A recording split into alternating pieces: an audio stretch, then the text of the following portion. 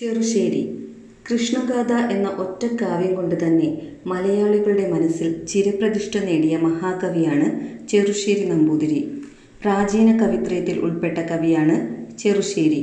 അദ്ദേഹത്തിൻ്റെ ജന്മസ്ഥലം, ജീവിത കാലയളവ്, യഥാർത്ഥ പേര് എന്നിവയെക്കുറിച്ച് കൃത്യമായ വിവരങ്ങൾ ലഭിച്ചിട്ടില്ല. ചെറുശ്ശേരി എന്നത് ഇല്ലപ്പേരാണ്. ക്രിസ്തുവർഷം 15-ാം നൂറ്റാണ്ടിലാണ് അദ്ദേഹം ജീവിച്ചിരുന്നത് എന്ന് കരുതപ്പെടുന്നു. കോലത്തു നാട്ടിലെ ഉദയവർമ്മൻ്റെ ആശ്രിതനായിരുന്നു ചെറുശ്ശേരി. ചെറുശ്ശേരിയുടെ കാവ്യങ്ങളിൽ നമുക്ക് ദർശിക്കാനാവുന്നത് ഭക്തി, ഫലിതം, ശൃംഗാരം എന്നീ ഭാവങ്ങളാണ്. ചെറുശ്ശേരിയുടെ പ്രധാന കൃതിയാണ് കൃഷ്ണഗാഥ.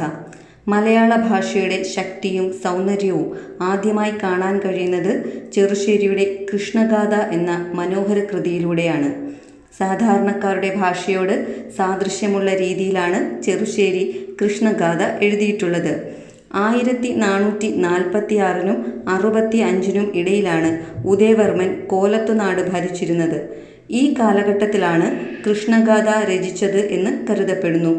ഉദയവർമ്മ രാജാവിൻ്റെ നിർദ്ദേശപ്രകാരമാണ് കൃഷ്ണഗാഥ രചിച്ചതെന്ന് കാവ്യത്തിൽ തന്നെ സൂചനയുണ്ട്. ശ്രീകൃഷ്ണൻ്റെ അവതാരം മുതൽ സ്വർഗാരോഹണം വരെയുള്ള കഥകളാണ് കൃഷ്ണഗാഥയിലെ പ്രതിപാദ്യം. മലയാളത്തിൽ ഇപ്പോൾ പ്രയോഗത്തിലില്ലാത്ത പല പദങ്ങളും പ്രയോഗങ്ങളും കൃഷ്ണഗാഥയിൽ കാണാവുന്നതാണ്.